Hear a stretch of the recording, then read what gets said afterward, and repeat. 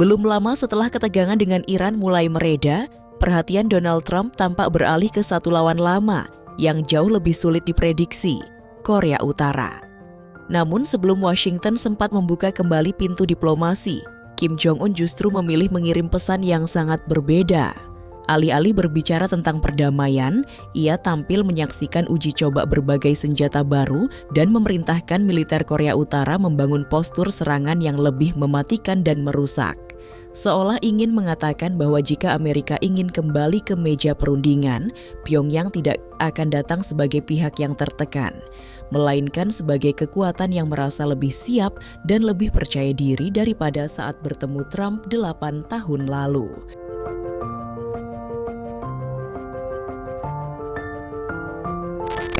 Sampai hari ini Semenanjung Korea masih menjadi salah satu kawasan paling rawan di dunia. Alasannya sederhana, Perang Korea memang berhenti pada 1953, tetapi yang disepakati saat itu hanyalah gencatan senjata, bukan perjanjian damai.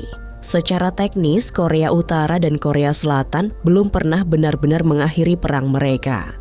Kondisi itulah yang membuat setiap ketegangan di kawasan ini berpotensi berkembang jauh lebih besar. Skenario pertama adalah terjadinya eskalasi militer yang meluas.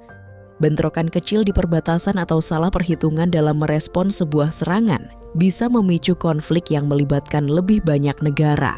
Risikonya semakin tinggi karena masing-masing pihak memiliki jaringan aliansi sendiri. Korea Utara masih terikat perjanjian pertahanan dengan China yang telah berlaku sejak 1961. Dalam beberapa tahun terakhir, hubungan militernya dengan Rusia juga semakin erat. Di sisi lain, Korea Selatan mendapat jaminan keamanan dari Amerika Serikat, sementara Jepang menjadi bagian penting dari sistem pertahanan Washington di Asia Timur. Dengan konfigurasi seperti itu, satu insiden saja dapat berkembang menjadi krisis internasional. Namun masih ada kemungkinan kedua. Jalur diplomasi dapat kembali dibuka apabila komunikasi antara Washington dan Pyongyang berhasil dipulihkan. Sejumlah analis melihat sinyal ke arah itu setelah Donald Trump kembali menyinggung Korea Utara dan mengunggah dokumentasi pertemuannya dengan Kim Jong-un, mengingatkan dunia pada diplomasi bersejarah yang pernah berlangsung pada 2018. Meski begitu, situasi sekarang tidak lagi sama. Korea Utara tidak lagi menjadikan denuklirisasi sebagai titik awal pembicaraan, melainkan ingin statusnya sebagai negara pemilik senjata nuklir diterima secara internasional. Jika posisi tersebut mulai dianggap normal oleh dunia, maka keseimbangan keamanan di Asia Timur dapat berubah secara mendasar dengan konsekuensi yang akan terasa jauh melampaui Semenanjung Korea sendiri.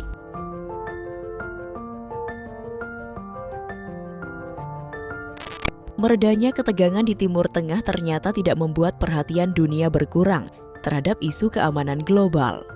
Justru setelah konflik Iran mulai memasuki fase yang lebih tenang, sorotan perlahan bergeser ke kawasan lain yang sejak lama menyimpan potensi ledakan besar, yaitu Semenanjung Korea. Perubahan fokus itu semakin terasa setelah berlangsungnya KTT G7. Di forum tersebut, Presiden Korea Selatan Lee Jae-myung mengungkapkan percakapannya dengan Donald Trump. Menurut Lee, Trump memberi isyarat bahwa Korea Utara akan kembali menjadi agenda penting Washington. Pernyataan itu memang singkat, tetapi di dunia diplomasi, perubahan arah perhatian seperti ini seringkali menandai dimulainya strategi baru. Terlebih, sinyal tersebut muncul sesaat setelah Trump berkali-kali berbicara mengenai peluang meredanya konflik dengan Iran. Spekulasi semakin berkembang ketika Trump mengunggah kembali foto pertemuannya dengan Kim Jong-un di Singapura pada 2018. Tidak ada penjelasan yang menyertai unggahan tersebut. Justru karena minim keterangan, banyak pihak mulai bertanya-tanya apakah Trump sedang mengirim pesan politik kepada Pyongyang atau sekadar mengingatkan publik pada diplomasi yang pernah ia bangun beberapa tahun lalu. Sementara itu, Seoul mulai mengakui bahwa strategi lama untuk menekan Korea Utara semakin sulit menghasilkan dampak.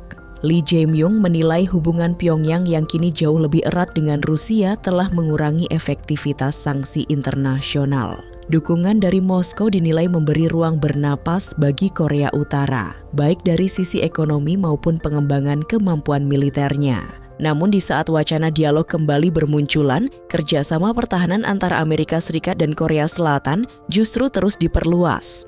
Pengembangan kecerdasan buatan untuk kebutuhan militer, sistem drone, hingga pembahasan mengenai kapal selam bertenaga nuklir menjadi bagian dari agenda bersama kedua negara. Pyongyang memandang langkah tersebut sebagai ancaman langsung. Sebagai respons, Korea Utara kembali melakukan uji coba rudal balistik jarak pendek sambil menuduh Washington dan Seoul sedang meningkatkan kesiapan perang di kawasan. Situasi inilah yang membuat semenanjung Korea kembali berada di persimpangan. Di satu sisi muncul sinyal untuk membuka kembali diplomasi, tetapi di sisi lain aktivitas militer terus meningkat. Pertanyaan besarnya kini bukan sekadar apakah ketegangan ini akan mereda, melainkan apakah semua manuver tersebut sedang membuka jalan menuju perundingan baru, atau justru menjadi awal dari krisis yang lebih berbahaya.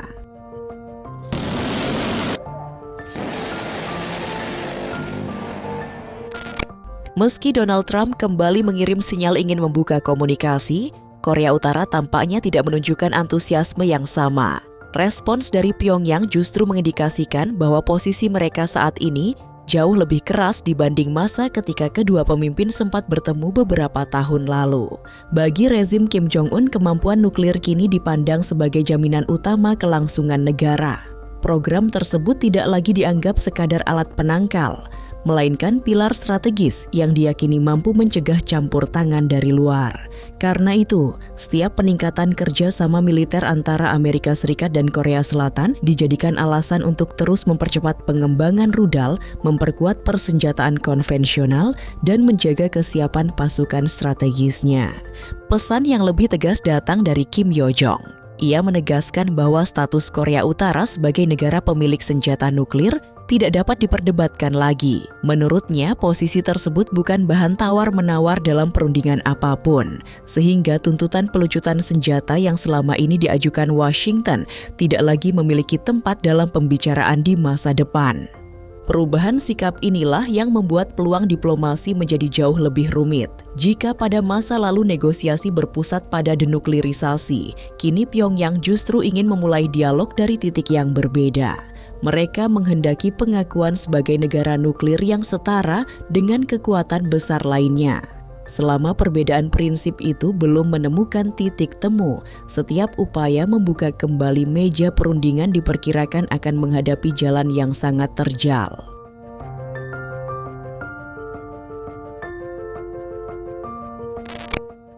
Jika banyak pihak mencoba membandingkan Korea Utara dengan Iran, ada satu perbedaan mendasar yang tidak bisa diabaikan. Iran selama ini menjadi sasaran tekanan karena dikhawatirkan akan mengembangkan senjata nuklir. Sementara Korea Utara sudah lama melewati fase tersebut. Pyongyang telah menguji perangkat nuklirnya dan menjadikan kemampuan itu sebagai bagian dari strategi pertahanan nasional.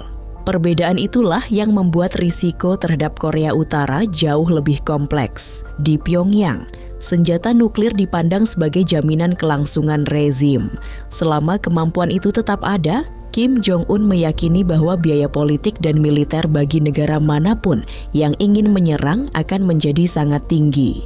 Karena alasan tersebut, Korea Utara tidak lagi menunjukkan minat untuk kembali membahas pelucutan senjata seperti pada putaran negosiasi sebelumnya. Jika komunikasi dengan Washington kembali dibuka, posisi yang ingin mereka ambil bukan sebagai negara yang diminta melepaskan arsenal nuklirnya, melainkan sebagai kekuatan nuklir yang harus diakui keberadaannya.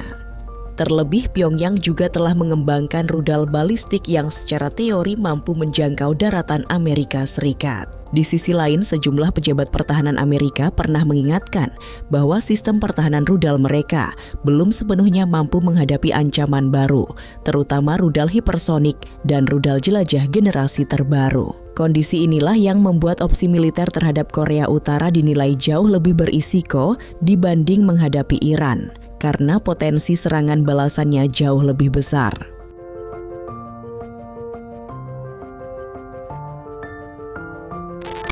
Lalu, apakah langkah Donald Trump merupakan awal dari diplomasi baru atau justru pertanda meningkatnya ketegangan? Hingga kini jawabannya masih belum jelas. Yang terlihat sejauh ini, Trump belum menunjukkan indikasi kuat akan memilih jalur militer.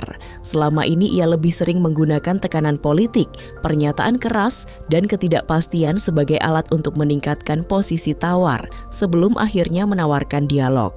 Pola serupa pernah terlihat pada periode 2017 hingga 2019. Hubungan dengan Kim Jong-un diawali oleh saling ancam, tetapi kemudian berubah menjadi pertemuan langsung yang mencetak sejarah. Kini situasinya kembali memasuki fase yang tidak mudah ditebak. Trump membutuhkan keberhasilan diplomatik di panggung internasional, sementara Korea Utara merasa posisi tawarnya jauh lebih kuat dibanding beberapa tahun lalu. Jika kedua pihak mampu memanfaatkan momentum tersebut, peluang perundingan masih terbuka. Namun bila salah satu salah membaca langkah lawannya, ketegangan yang saat ini masih berada di level diplomatik dapat berubah menjadi krisis keamanan yang jauh lebih sulit dikendalikan.